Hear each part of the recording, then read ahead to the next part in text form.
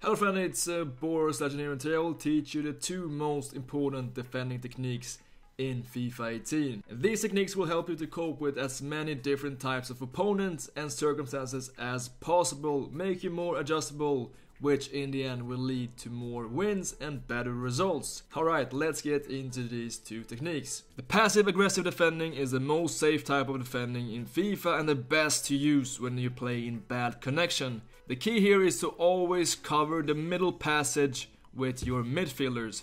They will act just like pawns on the chess table and protect your opponent to reach the dangerous area. And the dangerous area in FIFA 18 is the middle, most often the main striker. But as soon as the danger is gone, you need to apply pressure and attack. Hence the name passive aggressive. And the key to this technique is L2R2 or LTRT on Xbox. And this is how it works. You simply sweep the dangerous area with the L2 while moving around with the left stick, which gives you better control of your player.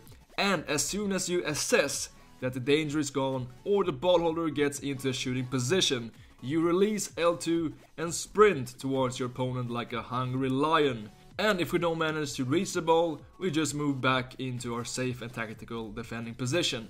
A great tool of help is to use the double man pressure button while you sweep the dangerous area. This will make the AI apply pressure on the ball holder while you manually can close down the threatening area. But what happens if your opponent breaches your blockade on the midfield? Here we also need to make assessments. Will the midfielder reach the opponent before he gets into a shooting position? If yes, keep chasing with your midfielder. And if the answer is no, you need to press L1 or LB on Xbox in order to switch to the closest standing defender and block the opponent. FIFA is all about knowing the ground rules and making the right assessments. The second type of defending is more difficult to master, but is the most powerful type of defending. But it also comes with a great risk and is almost impossible to perform if the connection is bad, aka if you have a lot of delay. With the aggressive type of defending, we don't protect the middle with our midfield. Instead, we apply direct pressure all the time. And this type of defending can be crucial when you're trailing and you need to get the ball back fast.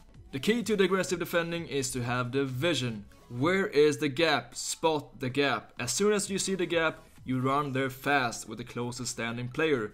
But the difference is that we don't want to close the gaps, we want to attack the gaps. We want to take the ball back as fast as possible. Here you need to be one step ahead, and you need to master the switching. You need to use two types of switching. L1 or LB on Xbox to switch to the closest standing player, and the right stick switching to make a tactical switch and switch to player further away. Combining these two types of switching will help you to apply pressure on the ball holder and attacking the gaps. And in the aggressive defending, it is extra important to use a double man pressure in order to intensify the pressure and minimize the gaps. You want to be furious. Many people have problems with the right stick switching, but trust me, practice and learn the switching angles. It works 100%.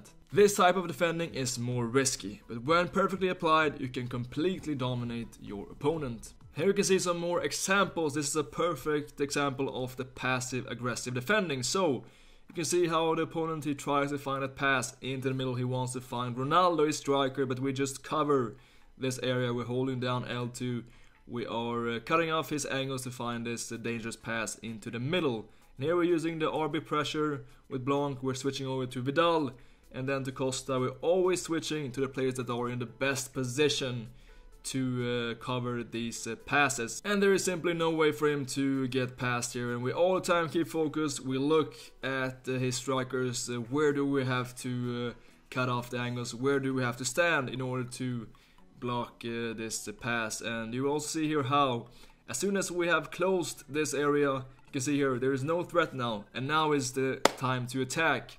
And that's how this works, this passive aggressive defending. And here you can see how the opponent, he breaches our blockade in middle, and we have no midfielder standing close, so we have to switch with L1 to our defender, and we do it here with the Ferdinand. We don't let him turn around, we apply pressure and we retrieve the ball back. And then we have the aggressive defending. You see here we have the gap to a striker. We see the gap and we switch very fast with the right stick and running towards and attacking this gap. Again, same here, we attack, but we miss.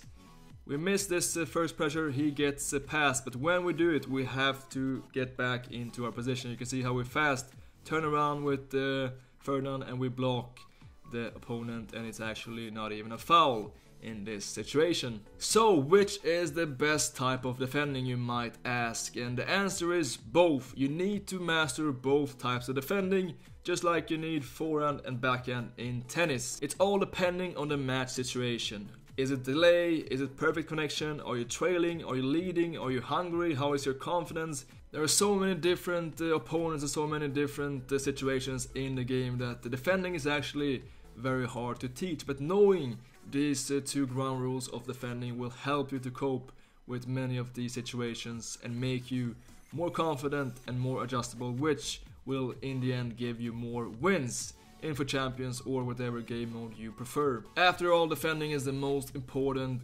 skill in FIFA, and knowing the ground rules is step number one in order to become a very good player. That is it for today, guys. Hope you appreciated this tutorial, and if you did so, make sure to drop a like and also subscribe if you haven't already. Thank you so much for watching, and as always, until next time.